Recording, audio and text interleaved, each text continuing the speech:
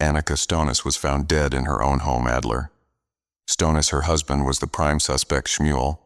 Her secret lover had no alibi. But as investigators dug deeper, they uncovered a terrifying truth. Annika's real killer wasn't her husband or her affair partner. It was someone she never saw coming. The morning air was crisp in the quiet suburban neighborhood of Denver, Colorado, as Zora stepped outside to collect her newspaper she had always admired. How peaceful the area was, a place where families thrived in crime was almost unheard of, but something felt off that day across the street. She noticed that Annika Stonis's front door was slightly open. At first she thought Annika had simply forgotten to close it, but as she stared longer, a sense of unease settled in her chest. Annika was always meticulous, never the type to leave her door ajar, especially not overnight. Zora hesitated, debating whether to walk away or check inside. Curiosity and concern won. She crossed the street, stepping cautiously onto the porch. Annika, she called out. No answer as she pushed the door open. Further, a metallic scent hit her, instantly thick, overwhelming. Mistakable, her breath caught in her throat as her eyes adjusted to the dim interior. The living room was a mess, overturned furniture, a shattered lamp, and streaks of something dark across the hardwood floor. Then she saw it. Annika's lifeless body lay sprawled near the couch, her blonde hair matted with blood. Her arms were bent unnaturally, her face frozen in an expression of terror. Zora stumbled backward, a scream catching in her throat before she found the strength to turn and run, hands trembling. She fumbled for her phone and dialed 1 as the operator answered. She could barely form the words, "My neighbor, she's dead." There's blood everywhere. Within minutes, flashing red and blue lights filled the street. Officers rushed inside, securing the scene. As detectives arrived, one thing was clear: this wasn't an accident. Someone had murdered Annika. Stonis detectives arrived within minutes, their faces set with grim determination as they assessed the crime scene. Annika Stonis's body was sprawled unnaturally on the floor, her skin pale against the dark red pool surrounding her. The house showed clear signs of struggle: broken glass, a toppled coffee table, and a lamp lying in shards near her outstretched hand. The officers cordoned off the area, snapping photographs and collecting evidence. Adler Stonis, Annika's husband, was the first person they needed to speak with. They found him at his office, staring in confusion as uniformed officers approached when told about Annika's death. His face turned white and his hands began to shake. "No, that can't be," he whispered within moments. He was in the back of a police car en route to the station. In the interrogation room, Adler sat with his head in his hands. His voice wavered as he answered questions. "I was at a bar with my friends last night," he told them. "I left around midnight and went straight home." He gave names of the friends he was with, but when detectives followed up a problem arose. None of them could confirm seeing Adler at the exact time of the murder. Meanwhile, forensics analyzed the crime scene. The time of death was estimated between 12 p.m. and 2 a.m. The lack of forced entry suggested Annika knew her killer. Adler's fingerprints were found on the broken lamp, and his DNA was all over the house. Understandable, as he lived there, but still, concerning detectives weren't convinced by his alibi. The evidence painted a troubling picture. Was this an open and shut case of a husband killing his wife, or was there more to the story? As detectives continued their investigation, they began to dig into Annika Stonis's personal life. On the surface, she and Adler seemed like an ordinary married couple.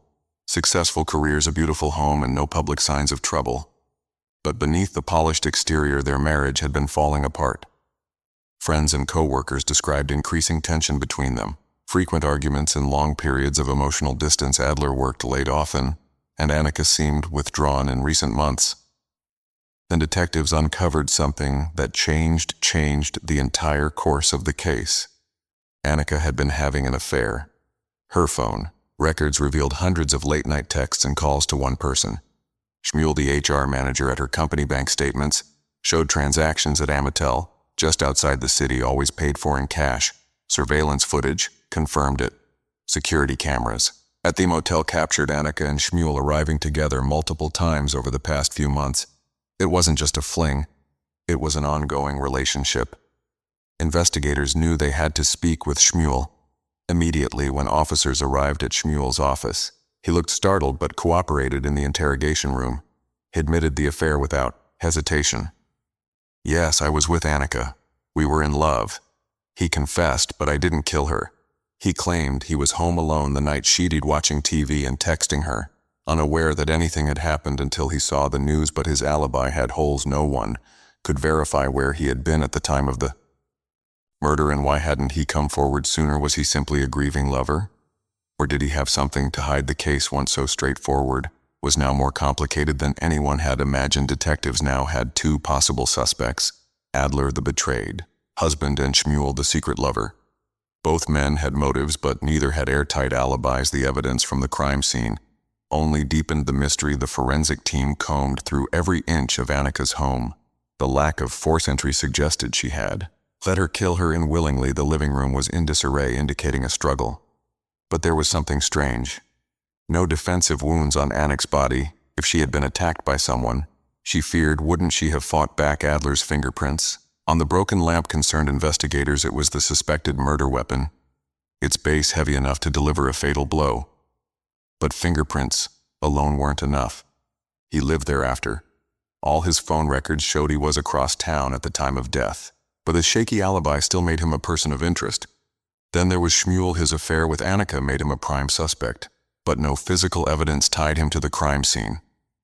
Phone records showed he had been texting Annika the night she died, but something was off. The messages continued until nearly midnight, long after she was likely dead. If he had killed her, why would he keep texting her? Was he trying to create an alibi, or was someone else involved? As detectives pieced the timeline together, an unsettling realization emerged. Neither Adler nor Schmuel seemed to fit the crime perfectly. There were inconsistencies, missing pieces, just as they started to think they had their answer. Another discovery turned everything upside down. A new name entered the investigation, one no one had suspected before. The case took an unexpected turn when detectives received an anonymous tip. A caller claimed they'd seen a car parked near Annika Stonis's house around the time of the murder. The description did match Adler's or Schmuel's vehicles. It was an older, dark-colored sedan with tinted windows, nothing distinctive but enough to warrant further investigation. Detectives began checking security footage from nearby houses and traffic cameras. It didn't take long to find what they were looking for. A grainy clip from a neighbor's driveway camera captured the car in question slowly driving past Annika's house just before midnight. A few minutes later it returned and parked down the street. The footage wasn't clear enough to identify the driver, but the license plate was partially visible. Running the plate through their system led them to an unexpected name: Nathan Carter. He was an IT specialist at Annika's company, someone who worked behind the scenes and rarely drew attention. There was no immediate reason why he would be near Annika's home at that hour. Detectives pulled his records and found nothing unusual. No criminal history, no known connection to Adler or Schmuel. But when they searched his phone records, they found something chilling. He'd called Annika multiple times over the past few months, far more than a casual co-worker would. Some calls lasted nearly an hour. Even more suspicious, he had texted her on the night she died, just before her phone went silent. It was a lead no one had expected up until now. All eyes had been on Adler and Schmuel, but what if Annika's death wasn't about a jealous husband or a secret lover? What if someone else had been watching her? Someone no one had even considered. Detectives wasted no time bringing Nathan Carter in for questioning. On the surface he seemed like an average guy, quiet, reserved, the kind of employee most people barely noticed. But now he was at the center of their investigation. When asked why his car was near Annika's house the night she died, Nathan appeared nervous. He hesitated before answering.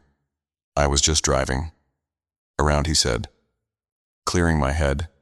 It wasn't a crime to be in the area, but the detectives weren't convinced. His phone record showed he'd called Annika multiple times over the past few months and texted her that night just before her murder.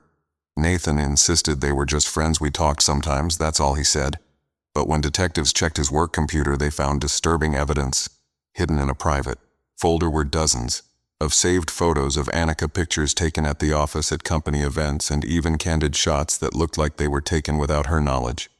Some were zoomed in on her face, others on her hands, her hair, or the way she smiled. It was clear Nathan had an obsession. Further investigation revealed journal entries in his personal files.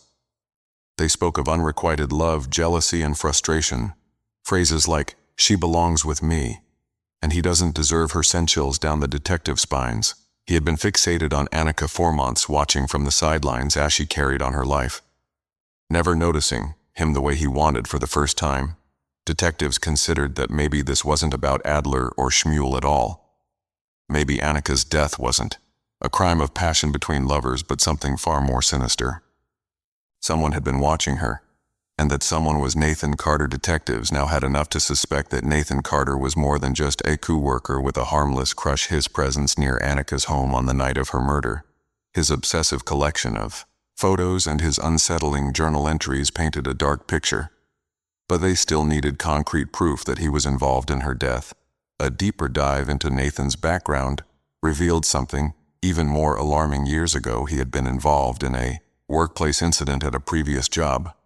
A female co-worker had accused him of making her uncomfortable, always watching her showing up where she was, sending messages late at night. She eventually filed a complaint, and though nothing criminal came of it, Nathan resigned abruptly and moved to another city. With this information in hand, detectives secured a warrant to search Nathan's home. What they found only strengthened their suspicions. In his bedroom closet, inside a locked drawer, they discovered more pictures of Annika, some printed out, others torn or crumpled. There were also handwritten letters never sent, where he poured out his feelings for her, expressing his anger over her relationships with Adler and Schmuel. Most disturbing of all was a crumpled shirt. Stuffed in the back of the drawer, it had faint red-brown stains. Forensic testing confirmed their worst fear: it was blood, and it matched Annika's DNA. Nathan was immediately taken into custody, but he remained eerily calm during his arrest. When confronted with the evidence, he denied everything. He would never hurt Annika. He said, his voice flayed, emotionless, but detectives knew the truth was closing in. Adler and Schmuel had been suspects, but now it was clear Annika's killer wasn't her husband or her lover. It was the man who had been insolently obsessed with her all along. With Nathan Carter in custody, detectives pushed harder for answers. They now had physical evidence: Annika's blood on his shirt, an unhealthy obsession documented through photos and journal entries, and his presence near the crime scene. But Nathan remained cold and detached, refusing to admit to anything. Forensics soon uncovered another critical piece of the puzzle. A partial fingerprint had been found. The broken lamp, the suspected murder weapon. When tested, it was a match to Nathan. It was the final confirmation that he had been inside Annika's home the night she died. Confronted with the overwhelming evidence, Nathan's demeanor shifted. His breathing became heavier, his fingers twitched, and his gaze darted around the interrogation room. Detectives watched as cracks began to form in his carefully constructed denial. Finally, he spoke. "I just wanted to talk to her," he muttered. "I needed her to understand." Nathan claimed that he had gone to Annika's house that night to convince her that Adler and Schmuel were wrong for her. He believed he was the only person who truly cared for her. But when Annika rejected him, telling him to leave, saying she never saw him that way, something inside him snapped. He grabbed the lamp and struck her in a blind rage as she collapsed, gasping for breath. Reality hit him. He panicked, staging the scene to make it look like a domestic dispute. He wiped down surfaces carefully, planting confusion around the timeline. Then he slipped away into the night, thinking no one would suspect him. But obsession leaves a trail, and despite his attempts to cover his tracks, the evidence told the truth. Nathan had killed Annika, not out of love, but out of a twisted need for control. With Nathan Carter's confession, detectives finally had the full story of what happened on the night Annika Stonis was murdered. But the case wasn't closed just yet. Prosecutors needed to ensure that justice was served, and Nathan's defense team was already preparing their strategy. Nathan's lawyers attempted to argue that he hadn't planned to kill Annika. They claimed it was a crime of passion, amendment of uncontrollable emotion, rather than premeditated murder. If they could convince a jury that Nathan had simply snapped, they might reduce his charges from first-degree murder to a lesser offense like manslaughter. But the prosecution had a strong case. Nathan's obsession with Annika had been ongoing for months, even years. His journals, hidden photos, and erratic behavior showed that this wasn't a spontaneous act. It was their salt of deep festering jealousy and delusion. He had gone to Annika's home that night expecting to convince her to love him, and when she rejected him, he chose violence. Forensic evidence also worked against him. The angle of the blow suggested force and intent, not an accidental strike the way he had staged. The scene pointed to a calculated effort to mislead investigators, not a moment of panic. His attempt to frame Adler showed he had been thinking ahead, not acting impulsively. In the end, the jury saw through Nathan's lies. After a short deliberation, they found him guilty of first-degree murder. The judge handed down a life sentence with no possibility of parole. As the courtroom emptied, Adler and Schmuel were left to pick up the pieces of their shattered lives. Annika was gone, and nothing could change that. But at least now they knew the truth. Her killer hadn't been the man she married or the man she loved. He had been lurking in the shadows all along with Nathan Carter. Sentenced to life in prison, Annika Stonis's murder case was officially closed, but for those left behind, the wounds remained raw. The truth had come out, but it didn't bring peace, only a grim understanding of how obsession and unrequited love could turn deadly. Adler Stonis, once the prime suspect, struggled to move forward. The weight of losing Annika, combined with the suspicion he had endured, left him hollow. His marriage had been failing, but he never imagined it would end this way. The home they had shared was now just a painful reminder of what was lost. He couldn't bring himself to step inside again. Eventually, he packed his belongings and moved to another city, desperate to leave. The memories behind Schmuel, the man Annika had been having an affair with, also found his life in ruins. Thanks for watching True Crime Cases.